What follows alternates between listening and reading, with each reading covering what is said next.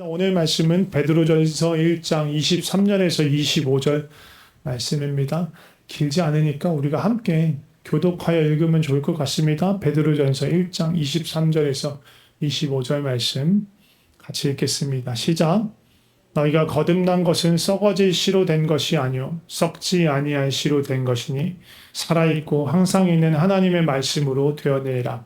그러므로 모든 육체는 풀과 같고 모든 영광은 풀의 꽃과 같으니 풀은 마르고 꽃은 떨어지되 오직 주의 말씀은 세세토록 있도다 하였으니 너희에게 전한 복음이 곧 이 말씀이니라. 아멘.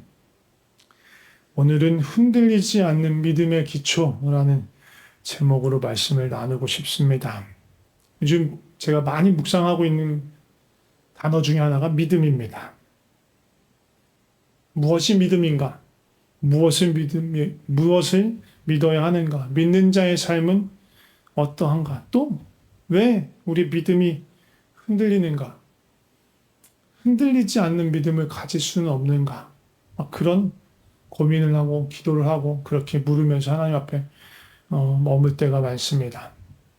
그렇게 이런 믿음에 대해서 계속 되어지는 그런 이유 중에 하나는 제가 지난번에도 말씀드렸지만 쟤네들을 위해서 많이 기도합니다. 우리 청년들을 위해서 많이 기도를 하는데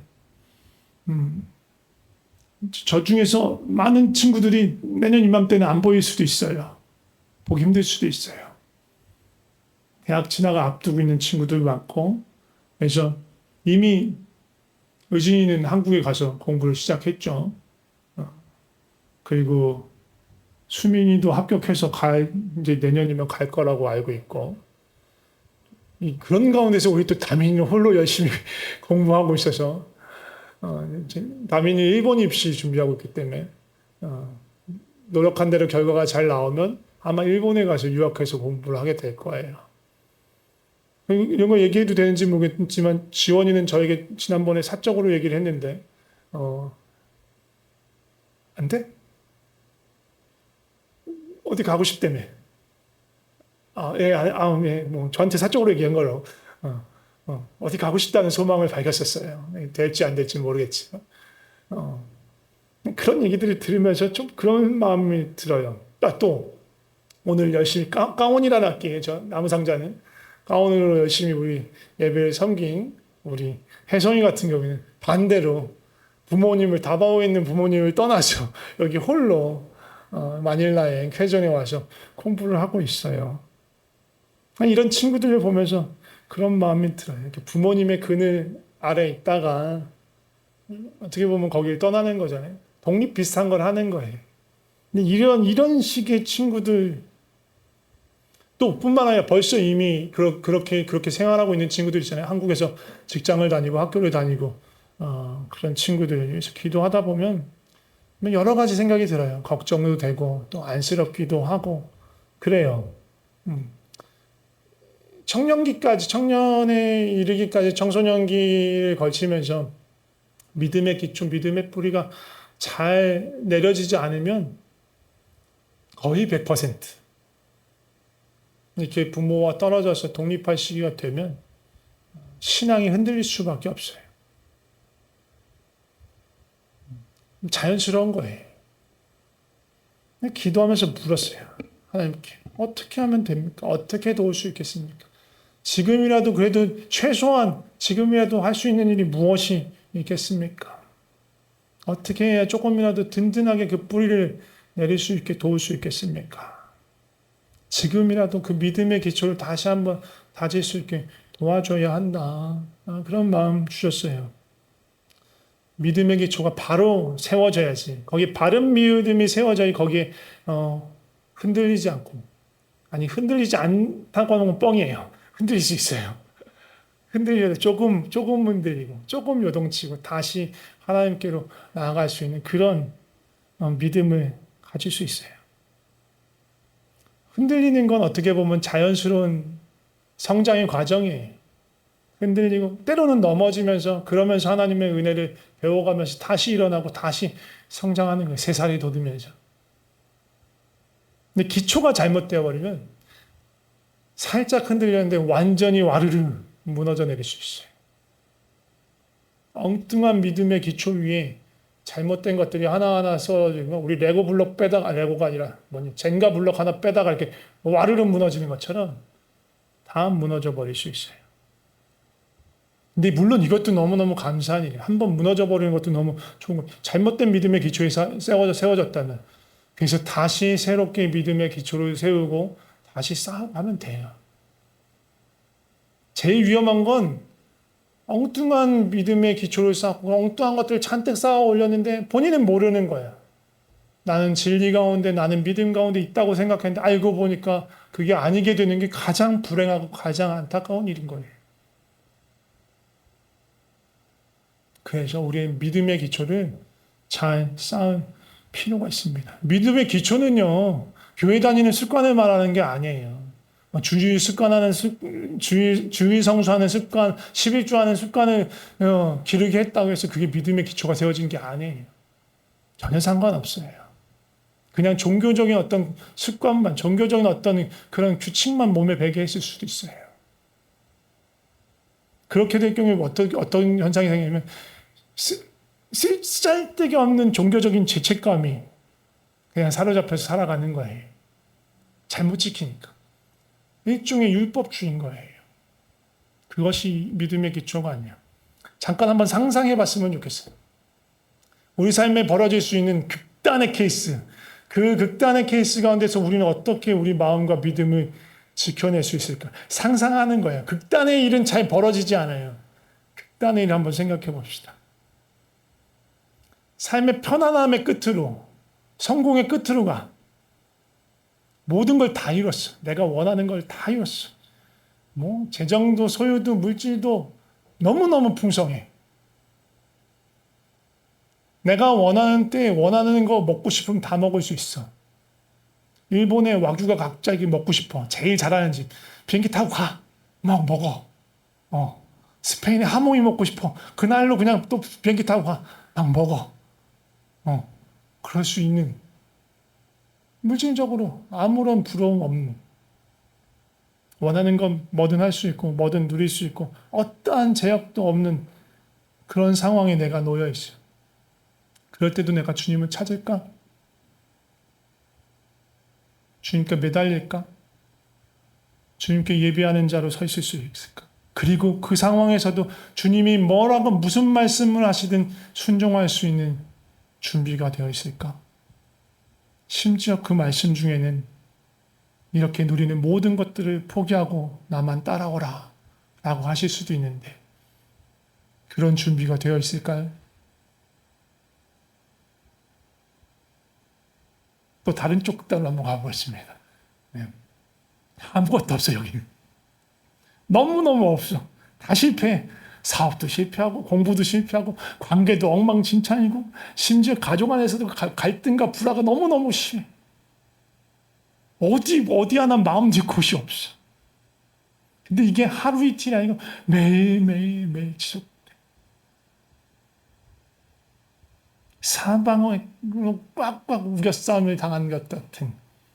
성경에도 그런 인물들이 있었어요. 요셉, 다윗, 욥. 상상해 보세요.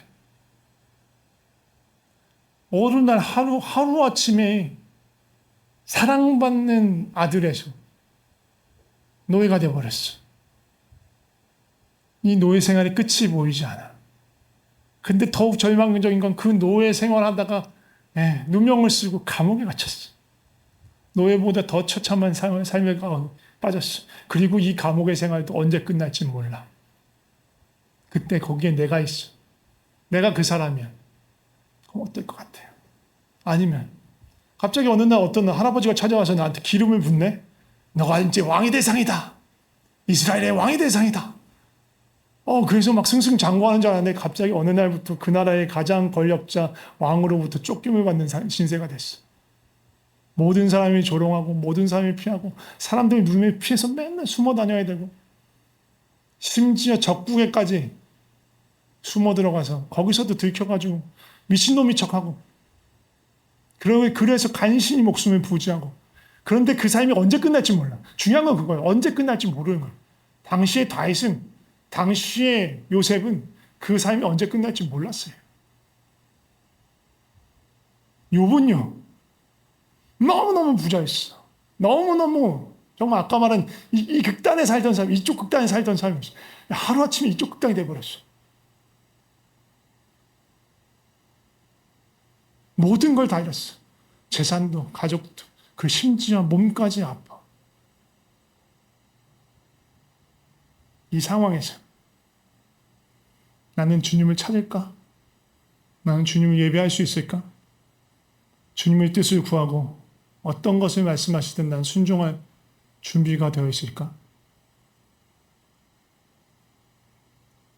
내가 무슨 짓을 해도 이 상황이 변하지 않고 그냥 이 상황 그대로 놓여도 나는 주님을 따를 수 있고 주님을 예배할 수 있고 주님을 찬양할 수 있을까? 주님을 신뢰하고 주님을 경외할 수 있을까? 우리 삶에 이런 일은 잘 안 일어나요. 거의 일어나지 않아요. 우리 삶은 여기와 여기 사이 어딘가에 있어요. 그러나 요구되는 믿음은 똑같은 거예요. 상황과 환경에 관계없이 나를 신뢰할 수 있니? 나를 믿을 수 있니? 나를 따라올 수 있니? 이게 예수님의 질문인 거예요. 우리 다민이는 예수님 그렇게 따라갈 수 있을 것 같아요? 오야, 따봉. 지원이는 애들이 믿음이 좋은 건지 아직 합강까지는 잘 모르겠어요. 수민이는 자 이제 내년에 엄마 봄 떠나서 공부하러 가면 교회 찾아서 열심히 예배하면서 다닐 거예요? 엄마가 뒤에서 보고 있어서 지금 대답하는 건 아니고 너무너무 중요해요. 낯선 환경에서 새로운 교회를 찾아서 낯선 사람들과 함께 예배드리는 게 절대 쉽지 않아요. 엄청 불편하고 어색하고 막 거기서 막 나를 알아봐주고 오는 사람도 부담스럽고 어디서 아무도 모르는 것처럼 숨어 지내고 싶은데 그건 예배 그건 좋은 생활 아니야. 어느 교회를 가든 공동체 안에 들어가야 되는 거야. 몸을 이루어야 되는 거야. 여기서 우리가 평강교회라는 몸을 이루지만 한국에 가고 일본에 가면 교회 찾기 쉽진 않겠다. 찾아가야 되고 거기서 공동체를 이루어야 돼. 그리스도의 몸 안에 들어가야 돼. 너무너무 중요한 거야. 예배만 드리는 게 중요한 게 아니라 우리는 그리스도의 몸의 지체로 하나님께서 우리를 부르셨어. 그 몸에 속해야 하는 거예요. 찾아가야 돼요. 그렇게 해야 돼요.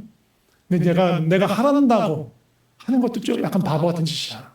하란다고 하는 건 또 엄마가 야, 너 어떻게 해야 돼? 막 일주일마다 검사. 야, 오늘 교회 갔어? 막 이렇게 한다고 해서 그렇게 하지 마세요. 우리 부모님들. 독립해야 돼요. 신앙으로도 독립을 해야 돼요. 자기 하나님을 만나야 된다는 얘기인 거예요. 우리 청년들뿐만 아니라 우리 어른들도 마찬가지예요. 스스로에게 물어봐야 돼요. 하나님과 나는 무슨 관계인가? 나에게 하나님 어떤 존재인가?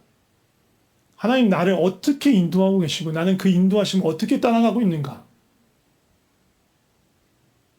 하나님 뭐 인도하시면 그냥 교회 다니면 되지. 그거는 아주 심각한 문제가 있는 거예요. 하나님 내 삶을 인도하시기를 원하고 인도하세요. 그 인도를 따라가는 것이 그리스도인의 삶인 거예요. 교회 왔다 갔다 하는 것이 그리스도인이 아니에요. 하나님을 만나고 하나님 내 삶과 연결되고 하나님의 마음을 알아가면서 그 인도하심을 따라가고 하루하루 발걸음 옮겨가는 것이 그리스도인의 삶입니다.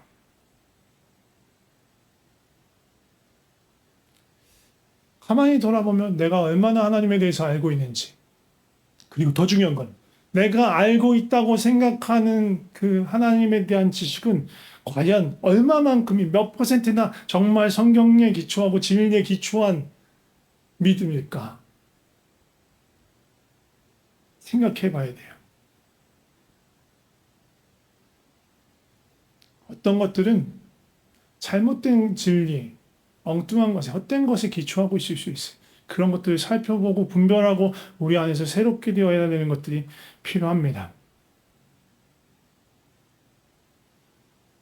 아까 말했지만 우리는 막 이런 양극단에 내몰리진 않겠지만 늘 우리에게 새로운 여러 가지 문제들이 찾아오면서 우리는 선택과 결정을 해야 돼. 믿음의 선택을 해야 되는 순간순간이 온단 말이에요.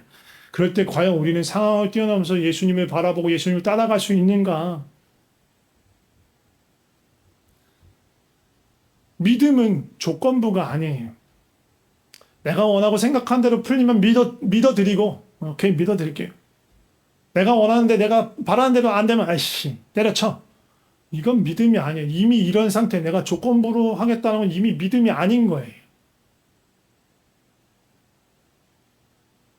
믿음은 그런 것이 아닙니다. 어떤 것이 그러면 진리에 기초한 믿음일까? 일단 목사들이 하는 말이 다 그냥 덮어놓고 믿지 마세요.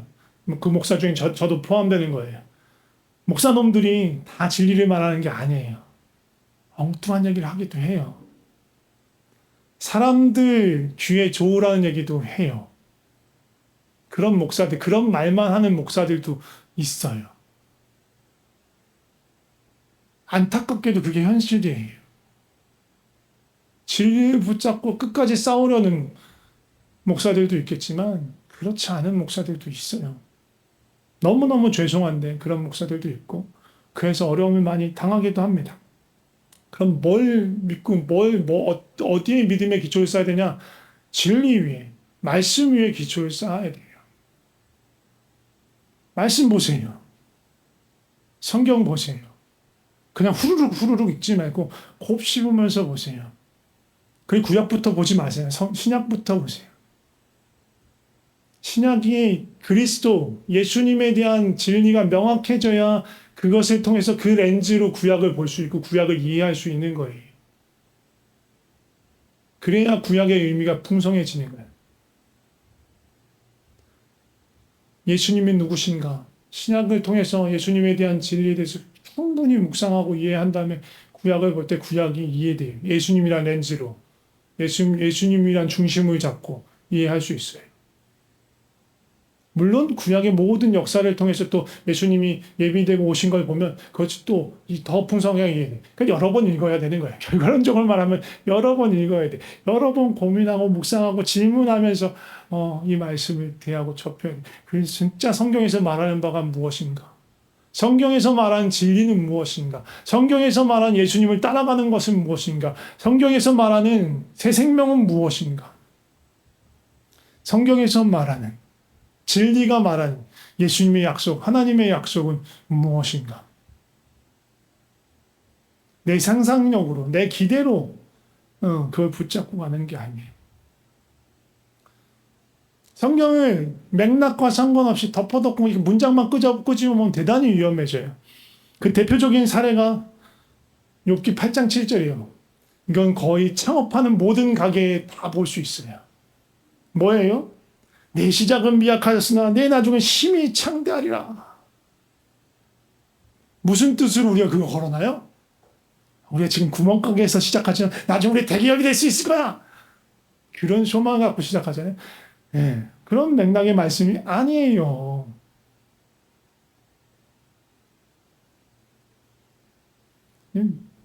고통받는 요셉에게 찾아와서 막 친구들이 막 야 똑바로 살아라 너 죄졌어 그렇게 하지 마 너 지금이라도 돌이키면 하나님께서 나중엔 잘해 주실 수도 있어 막 그러면서 얘기하는 거예요.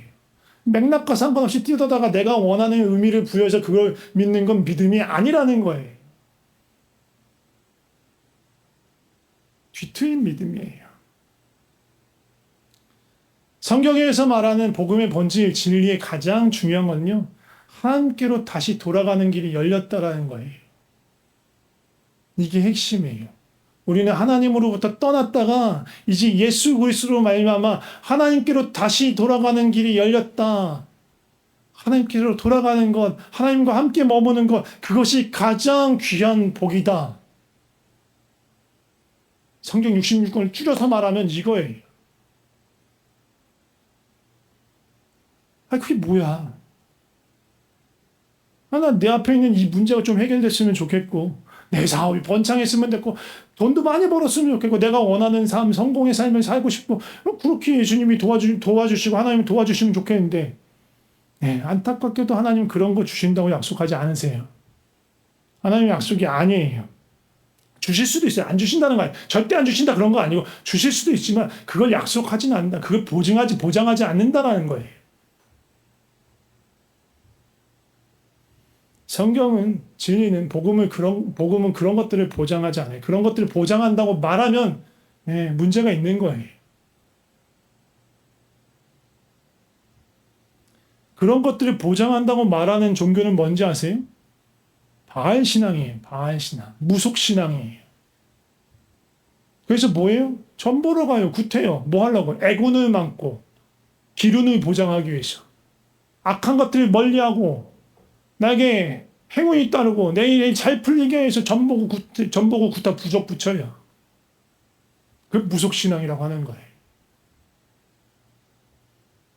사람의 욕망을 충족시키고 욕심을 자극하고 그것을 만족시키겠다고 유혹하는 건요. 사단이 하는 기만이에요.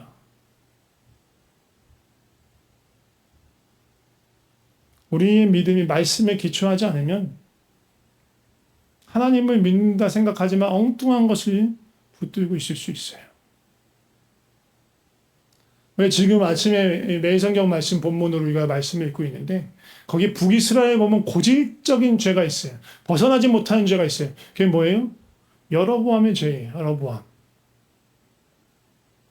솔로몬의 아들 르호보암 때 이스라엘이 분열됩니다. 남유다와 북이스라엘도 분열돼요. 여로보암이라는 사람은 반란을 일으켜서 이스라엘 10지파가 여로보암 편에 속해요. 그래서 북이스라엘이라는 나라가 세워지게 돼요. 근데 이 여로보암이 자기 마음대로 반란을 일으키고 자기 마음대로 나라를 세운 게 아니에요. 하나님이 그렇게 하라고 하셨어요. 하나님께서 아히야라는 선지자를 세우고 그를 통해서 여로보암에게 말했어요. 열왕기상 11장 35절 37절에서 38절 말씀 같이 읽어보겠습니다. 시작. 내가 그의 아들의 손에서 나라를 빼앗아 그 10지파를 내게 줄 것이요 내가 너를 취하리니 너는 네 마음이 원하는 대로 다스려 이스라엘 위에 왕이 되되 네가 만일 내가 명령한 모든 일에 순종하고 내 길로 행하여 내 눈에 합당한 일을 하면 내 종 다윗이 행함같이 내 율례와 명령을 지키면 내가 너와 함께 있어 내가 다윗을 위하여 세운 것 같이 너를 위하여 견고한 집을 세우고 이스라엘을 내게 주리라. 하나님의 약속이에요. 내가 그의 아들은 솔로몬의 아들 말이야. 솔로몬의 아들 솔로몬 때의 여로보암에게 먼저 미리 하나님께서 약속해 주신 거예요. 하나님의 이 약속이 있었고 여로보암은 이 말씀대로 북이스라엘을 창건해요. 하나님께서 분명히 약속했어요. 38절에 보면 내 명령대로 내 율법대로 다윗처럼 그렇게 하면 내가 견고하게 내 집을 견고하게 하겠다. 하나님 약속이. 여로보암이 이 약속을 믿었을까요? 여로보암이 이 약속 못 믿었어요. 하나님 신뢰하지 못했어요. 그에게 제일 걸리는 게 뭔지 아세요? 예루살렘 성전이었어요. 예루살렘 성전에 있는 언약궤였어요. 그래서 그 다음 장 12장 27절에 보면 이렇게 생각합니다. 만일 이 백성이 예루살렘에 있는 여호와 성전에서 제사를 드리고자 하여 올라가면 이 백성의 마음이 유다 왕 된 그들의 주 르호보암에게로 돌아가서 나를 죽이고 유다의 왕 르호보암에게 돌아가려다. 이거 누구 생각이에요? 여로보암 생각이에요. 하나님 생각은 무엇이었어요? 하나님의 말씀대로 율례대로 순종하여 행하면 내가 내 집을 지켜주겠다. 이게 하나님의 약속이었어요. 하나님의 말씀, 하나님 명령 중에 하나가 뭐예요? 이 통일된 이 가나안 땅, 약속된 땅에 들어가면 내가 여기저기서 제사를 드리는 것이 한 곳을 정해서 거기 제사할 곳을 만들겠다. 그리고 모든 이스라엘 백성들은 거기 와서 제사를 드려야 된다. 이게 하나님의 명령이었어요. 그 명령을 지키기 싫은 거예요. 왜? 불안해서, 두려워서. 자기 소견에 오른 대로 하는 거예요. 그래서 하나님의 약속을 붙잡지 못하고 신뢰하지 못하고. 그래서 뭘 해요? 그 다음 절에 보면 28절에 이렇게 말합니다. 이에 계획하고 두 금송아지를 만들고 무리에게 말하기를 너희가 다시는 예루살렘에 올라갈 것이 없도다. 이스라엘아, 이는 너희를 애굽 땅에서 인도하여 올린 너희의 신들이다. 말이 돼요? 그 금송아지가 여호와 하나님이라는 거예요. 말이 안 되는 짓을 하는 거예요. 하나님께서 가만히 두셨을까요? 아니에요. 선지자를 보내서 야 이렇게 하면 안 돼! 라고 막 뭐라고 막 손 막 문드러지게 만들고 막 그런 일들이 있었어요. 그런데 그만뒀을까요? 포기했을까요? 아니요. 그대로 뒀어요. 단과 베델을 그대로 뒀어요. 저게 몇 년 가요? 200여 년이 가요. 200여 년 동안 모든 왕들이 북이스라엘 모든 왕들이 저 길을 그대로 가요. 처음엔 누군가는 생각했겠죠. 이거 잘못된 거 아니야? 이거 우상 섬기는 건데? 생각했을 거예요. 시간이 흘러갑니다. 세대가 지나갑니다. 야, 이 송아지가 여호와 하나님이야. 다음 세대들은 그냥 믿고 살아가는 거예요. 그러니까 안 바꾸는 거예요. 누군가 진리의 말씀을 찾고 율법책을 찾았다면 이게 진리가 아니라는 것을 깨달았을 거예요. 하나님 우상 섬기지 말라고 했는데 이거 우상 아니야. 땅에 있는 것이나 하늘에 있는 것이나 어떤 것도 그 안에 있는 어떤 것으로도 우상을 만들지 말라고 했는데 이거 우상 아니야. 진리를 찾았다면 봤을 거예요. 아무도 찾지 않는 거예요. 그냥 답습한 대로. 거짓의 기초에서 그들의 믿음이 계속 쌓아 올려져요. 그래서 그 결과가 어땠어요? 200년 후에 참고 기다리시다 결국은 아수르에 의해서 멸망당하는 것이 이스라엘이에요. 북이스라엘이에요. 우리 안에도 있을 수 있어요. 저런 금송아지가 있을 수 있어요. 나는 하나님을 섬긴다. 난 예수 믿는 사람이야. 크리스천이야. 난 진리 가운데 서 있어 라고 생각하지만 우리 안에 저런 금송아지들이 있을 수 있어요. 내가 만든 헛된 우상들, 헛된 관념들, 헛된 종교적인 습관들, 그런 것을 붙들면서 나는 그래도 믿음 좋은 사람이야 라고 생각하실 수 있는 거예요.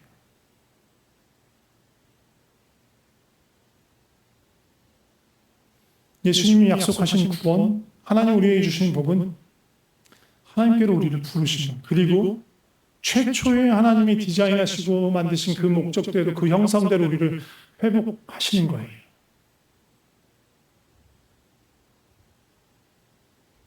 우리 하나님의 형상으로 창조되었습니다. 하나님께서 우리를 다시 하나님의 자녀, 하나님의 백성 삼으시는 거예요. 당신의 형상을 우리 가운데 다시 세우시려고.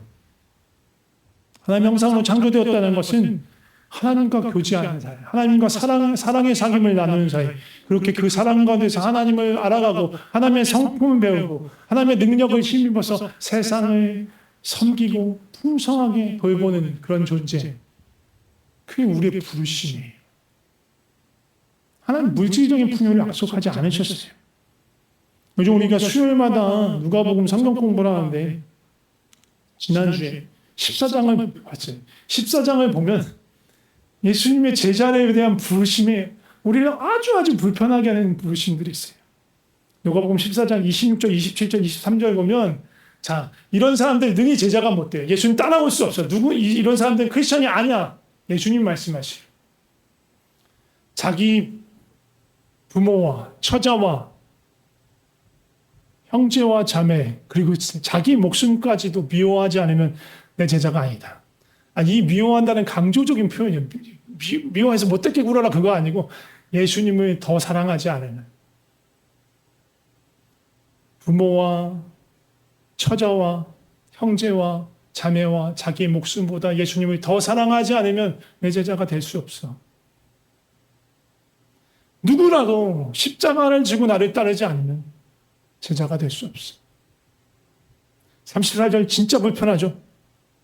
자기의 모든 소유를 버리지 않으면, 어느 것도 내 것이라고 주장하지 않고 다 내려놓지 않으면 능히 내 제자가 되지 못하리라. 예수님이 하신 말씀이에요. 이 말씀 들으면 어때요? 불편해요.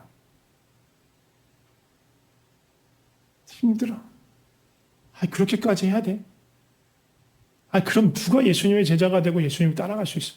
제자들도 이런 얘기 했어요. 그럼 누가 구원을 얻고 누가 영생을 얻겠습니까? 아무도 할 수 없어요. 그게 정답이에요. 아무도 할 수 없어요. 못해.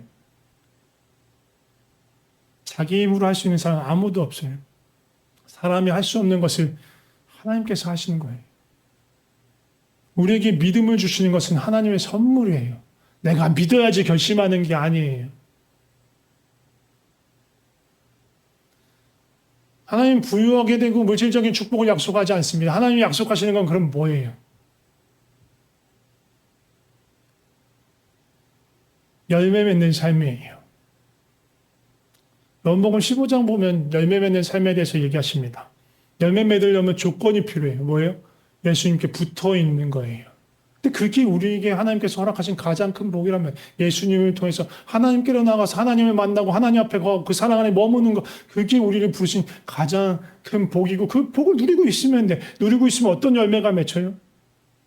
이 열매 성공의 열매가 아니라니까요. 편안함과 안락함의 열매가 아니에요. 예수 나무에는 예수가 열매 맺는 거예요. 세상 나무에는 세상이 열매 맺는 거고요. 예수 나무에 세상이 열매 맺을 수 없고 세상 나무에 예수가 열매 맺을 수 없어요. 예수님께 붙어 있고 하나님께 붙어 있다면 그 약속으로 우리에게 약속해 주시는, 보장해 주시는 그 열매는 예수님이에요. 예수가 열리는 거예요. 우리의 삶. 예수님을 닮아가고 예수님을 알아가고 예수님을 나타내는 삶이 예수님이 보장해 주시는, 보증해 주시는, 약속해 주시는 복음의 삶, 복된 삶, 축복의 삶인 거예요. 예수님 우리를 예수님의 몸으로 부르셨어요. 그 몸을 이루는 각 지체로 부르셨어요. 이게 얼마나 놀라운 말씀인지 아세요? 얼마나 기가 막힌 말씀인지 아세요? 생각해보세요. 내가 어디까지가 나예요? 이 손가락 끝에 여기도 나일까요? 아닐까요? 나예요. 저 발가락 끝에, 새끼 발가락이 저 끝에 붙어있는 살점 하나도 나예요. 나란 말이야. 그 모두가 다 나예요.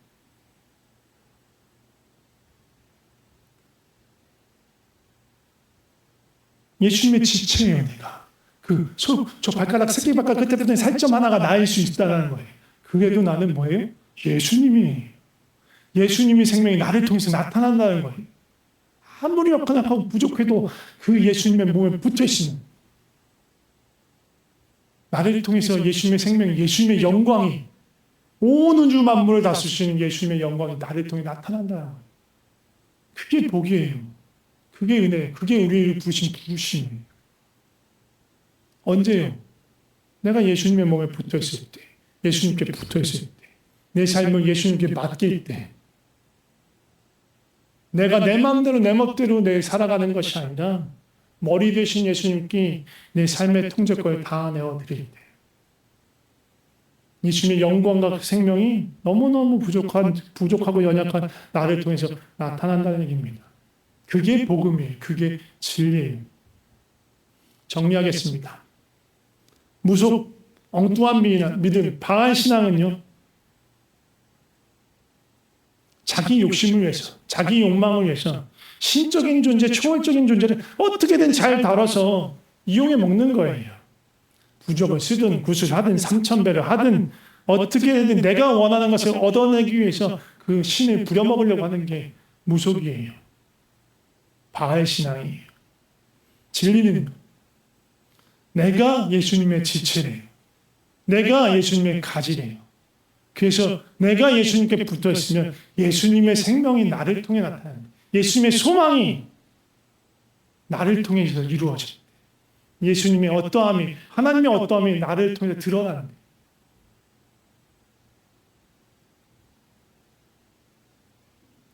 신적이고 초월적인 존재를 이용해서 나의 어떠함을 나타내고 나의 욕망을 채워가는 게 아니고 연약한 내 인생, 부족한 내 인생, 별 볼 일 없는 내 인생에 하나님의 어떠하심, 예수님의 신성, 예수님의 영광, 그 생명이 나를 통해 나타나게 하신다는 것. 그게 기독교 신앙이에요. 아무도 소망 없는 인생 없어요. 아무도 별 볼 일 없는 인생 없어. 보잘것없는 인생 없어. 왜? 예수님께 붙어 있으면 예수님의 영광이 나타나니까, 하나님의 영광이 나타나니까. 답답하고 힘드신 분 있으면 예수님 앞에 나와서 싸우세요. 그분 붙들고 싸우세요. 따지세요. 도대체 왜 이러세요? 그거 제일 잘하는 사람 누구예요? 욥이에요. 날마다 따졌어. 욥 그렇게 선한 양반 아니에요. 당대의 의인이라고 했지만 끊임없이 하나님 앞에서 자신의 정당함을 주장했어요. 정당함을 주장하고 싶어서 주장한 건 아니에요. 그가 묻고 싶었던 건, 진짜 묻고 싶었던 건, 도대체 왜 이러세요? 내가 잘못한 것이 있으면 알게 해주세요. 하나님 그 이유를 알고 싶습니다. 계속 그거를 묻는 거예요. 그에게 하나님이 주신 복이 뭐예요? 하나님께서 그에게 나타나신 거예요. 그의 이전 것이 회복되기 전에 이미 욥은 하나님께서 그에게 나타났을 때 모든 것이 해결됐어요. 믿음이 없으면요, 하나님 이렇게 불편하고 어려워지면 결국 어떻게 돼요? 하나님의 인생에서 치워요. 하나님 또는 안 믿고 말지 뭐하러 믿냐. 내 인생이 내가 원하는 걸 이루는데 하나도 도움이 안 되고, 내가 편하게 살고 안전하게 사는데 아무런 도움이 되지 않는데 뭐하러 믿냐. 그만해라. 믿지 마라. 남의 얘기가 아니고 제 얘기예요. 제가 그랬어요. 도대체 믿어지지도 않고 믿는 흉내 내는 것도 너무너무 힘들고 아무짝에도 소용없는 그런 종교 노름 같고, 그래서 어떻게 했어요? 그만뒀어요. 그만둬야겠다. 그만둘 수 있다는 건 믿음이 없기 때문에 그만두는 거예요. 믿음이 있는 사람은 그만둘 수가 없어요. 믿음이 내가 만든 게 아니거든요. 하나님 주신 선물이에요. 내 안에 믿음을 시작하게 하신 건 하나님이세요. 주님께서 나에게 하나님을 알게 하시고 나를 믿게 하셨으니까, 하나님을 믿게 하셨으니까 할 수 있는 게 한 가지밖에 없는 거예요. 안 믿는다고 할 수가 없어. 믿어지는데 어떻게 안 믿는다고 하지? 그냥 그 앞에서 할 수 있는 건 그냥 따지는 거예요. 힘들고 어려워. 너무너무 힘들고 어렵습니다. 어떻게 하면 좋습니까? 가르쳐주세요. 알려주세요. 너무너무 힘들지만 그렇게 하나님 앞에 머물면서 따지고 묻고 견디고 버티는 것, 그게 신앙이에요. 그게 하나님을 신뢰하는 거예요. 하나님 절대로 우리 포기하지 않으세요. 하나님 결단코 우리를 포기하지 않고 반드시 하나님의 영광을 우리 안에서 나타내십니다. 어떤 방법일지는 몰라요. 하나님의 약속이에요. 이 말씀 같이 붙들고 같이 찬양하면서 기도했으면 좋겠습니다. 우리 예수의 길이라는 찬양 좀 같이 하면 좋을 것 같습니다.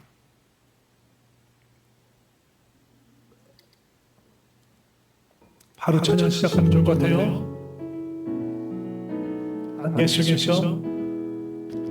안개 속에서 주님을 보내 아무도 없을 것 같던 그곳에서 손 내미셔서 나를 붙드네 길고 쓰러져 가던 그곳에서 주 말씀하시네 내 손 잡으라고 내가 곧 길이요 진리 생명이니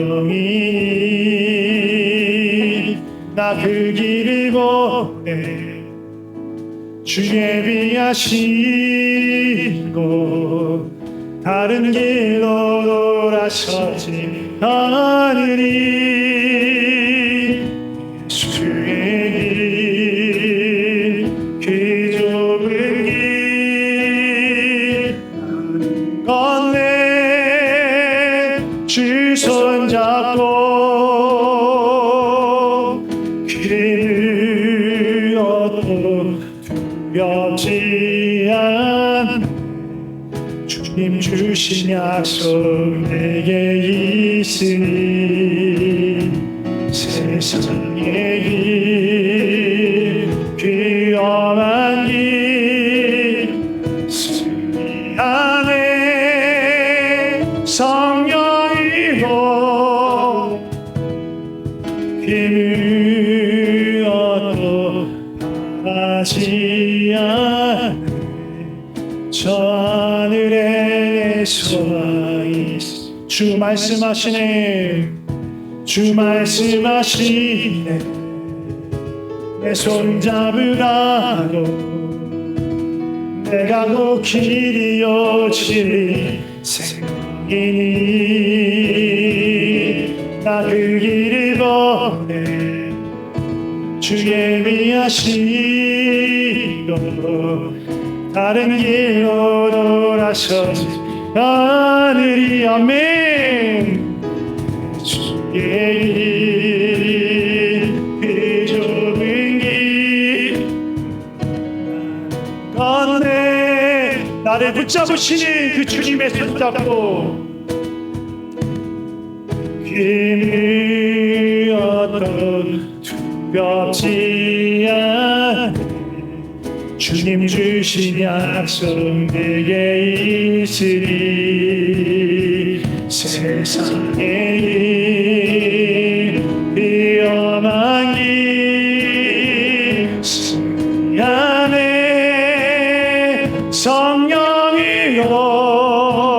성령이여 나의 소망은 하나님 나라 그 하늘에 있습니다. 저 하늘에 내 소망 한 번 더 예수의 길 그 좁은 길 세상의 넓은 길이 아니고 평안과 성공으로 이끄는 욕심과 욕망을 자극하는 그 세상의 길이 아니라 그 좁은 길 주님이 부르신 그 길로 주님 손잡고 나아갑니다. 어떤 것도 나를 두렵게 할 수 없고 나를 낭망시킬 수 없고 나를 좌절시킬 수 없습니다. 주님의 약속 붙잡고 그 언약 붙잡고 나아갑니다. 있을 세상의 길 세상의 길 그 험한 길 오직 성령으로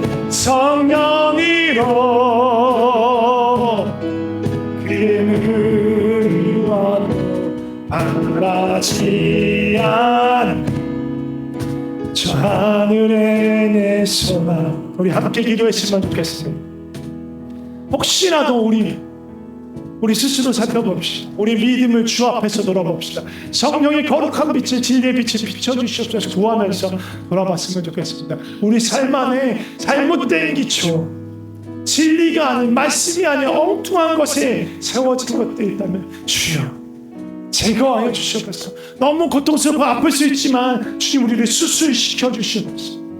우리의 영을 새롭게 하여 주시고 진리 위에 세워주시옵소서. 그렇게 간구하며 기도했으면 좋겠습니다. 같이 기도하겠습니다. 주여 우리의 믿음을 진리 위에 세워주시옵소서. 아버지 말씀 위에 세워주시옵소서. 영원하시고 변치 않으신 그 굳건한 그 말씀 위에 세워주시옵소서. 썩어진 세상 것에 기초한 것이 우리의 구원이 아닙니다. 우리의 믿음이 아닙니다. 우리 영원한 말씀 가운데 우리 믿음이 있습니다. 주님 엉뚱한 것 진리가 아닌 것에 우리의 믿음이 쌓여져 있다면 주여 그 모든 것을 허물어 버리시고 진리 위에 우리의 믿음이 세워지게 하여 주시옵소서. 참된 예수를 믿는 자 참된 그리스도인 참된 예수의 제자로 살아갈 수 있게 우리의 삶을 새롭게 하여 주시옵소서. 주여 우리의 삶을 주님께 드립니다. 주여 역사하여 주시옵소서. 이제 기도할 때는요 우리 가운데 혹시 이 믿음의 길을 가는 건 지치고 낭망하고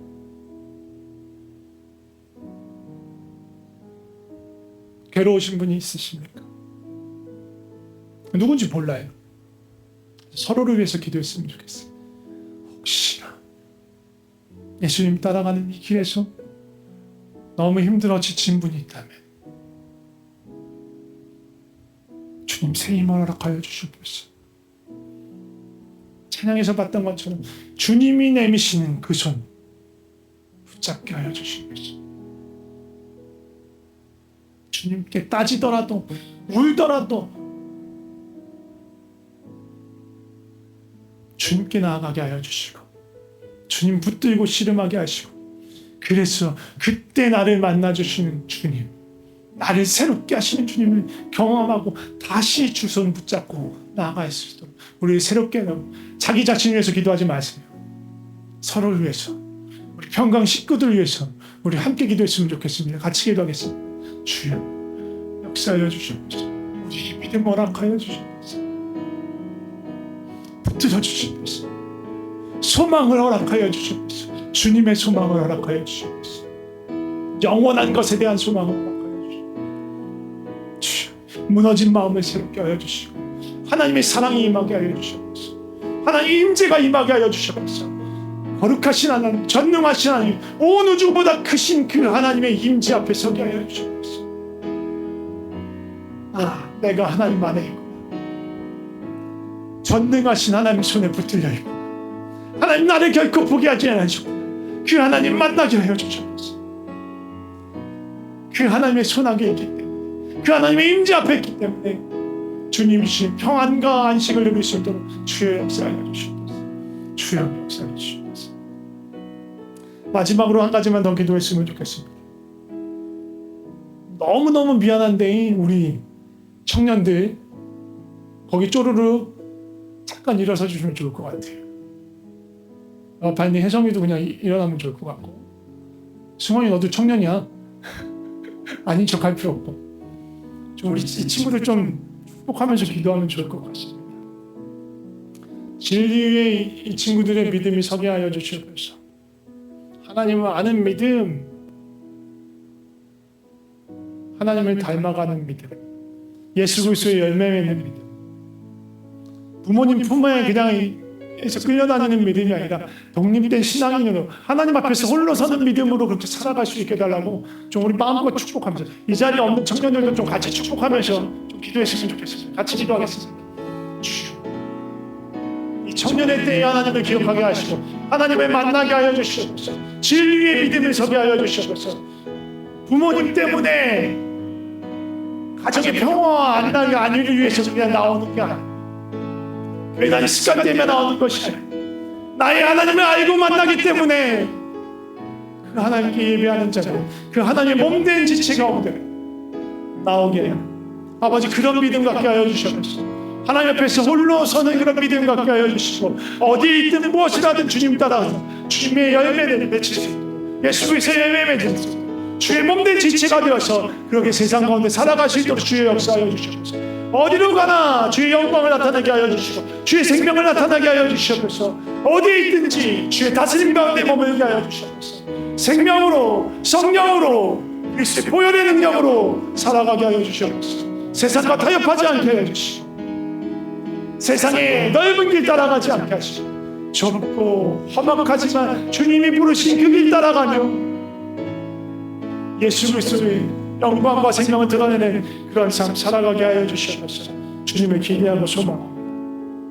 하나님 아버지, 우리 청년들, 이 6명의 청년들뿐만 아니라 우리 평강교회에 있는 모든 청년들이 한국에서 공부하고 있고 또 일하고 있는, 또 한국뿐만 아니라 여러 외국에서 일하고 또 공부하고 있는 우리 청년들, 우리의 자녀손들, 주님 붙들어 주시옵소서. 지켜주시옵소서. 믿음 가운데 설 수 있게 하여 주시옵소서. 진리 가운데 설 수 있게 하여 주시옵소서. 부모님 때문에 나가는 그런 믿음 아니고, 부모님이 날마다 점검해서 교회 다니는 그런 믿음 아니고, 내 하나님을 만나서 내 하나님을 알기 때문에, 주께서 나를 예수님의 몸으로 부르셨기 때문에 그 몸 가운데로 나아가는 그런 믿음의 삶 살아갈 수 있게 하여 주시옵소서. 이 청년들의 삶을 통해서 주님의 생명과 영광과 능력이, 주의 다스림이 나타나게 하여 주시옵소서. 하나님, 우리 모두를 위해서 기도합니다. 우리 안에 아버지 잘못 쌓아진 믿음이 교초되어 있다면 주님 과감하게 허물어 주시옵소서. 어떤 것도 남아있지 않게 하여 주시옵소서. 썩어진 세상의 것을 위해 우리의 믿음이 쌓이지 않게 하여 주시옵소서. 하나님인 줄 알았는데 알고 봤더니 금송아지 위에다 우리의 믿음이 쌓지 않게 하여 주시옵소서. 오직 여호와 하나님만이 우리의 참된 신이십니다. 예수님만이 우리의 구원자이시고 우리의 왕 되십니다. 우리의 욕망을 위해서 하나님 이용하는 것이 아니고 하나님의 영광이 드러나도록, 하나님의 생명과 하나님의 사랑이 나타나도록 우리 삶을 주님께 드립니다. 어떤 길로 우리를 이끄시든지 주님 따라가게 하여 주시옵소서. 주님 따라가게 하여 주시옵소서. 그것이 가장 행복한 길, 가장 성공하는 길, 가장 아름다운 인생의 길인지 믿습니다. 연약하고 부족한 우리의 삶을 주님께 드립니다. 예수님의 이름으로 기도드립니다. 아멘.